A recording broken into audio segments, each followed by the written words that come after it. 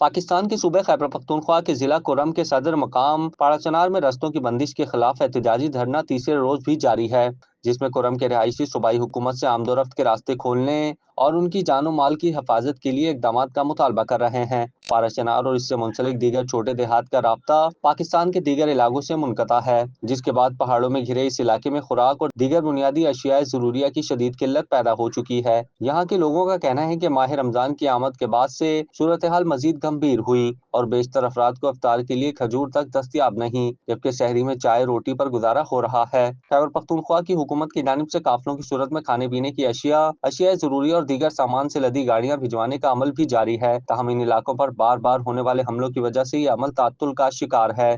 ضلع اپر کرم کے شہریوں نے بی بی سی کو بتایا کہ ماہ رمضان میں خوراک کی اتنی قلت ہے کہ لوگوں کے افطار کے لیے کھجور تک دستیاب نہیں، جبکہ وہ شہری افطار میں صرف چائے اور روٹی پر گزارا کر رہے ہیں۔ ضلع کرم میں حالات 2024 میں اس وقت خراب ہوئے جب مسافر قافلوں پر پے در پے حملوں کے واقعات پیش آئے۔ ان واقعات کے نتیجے میں درجنوں افراد ہلاک ہوئے تھے، جبکہ اس کے رد عمل میں علاقے میں متعدد مکانات اور دکانوں کو نذر آتش کیا گیا۔ اس واقعے کے بعد علاقے میں خوراک اور اشیاء ضروریہ کی شدید قلت پیدا ہو چکی ہے۔ کیا آپ کاروبار کی تشہیر چاہتے ہیں یا social media plate form manage کرانا چاہتے ہیں؟ تو دیر کیسی، ابھی رابطہ کریں اونلی نیوز کی ٹیم سے۔ ہمارا کانٹیکٹ نمبر آپ کی اسکرین پر ہے۔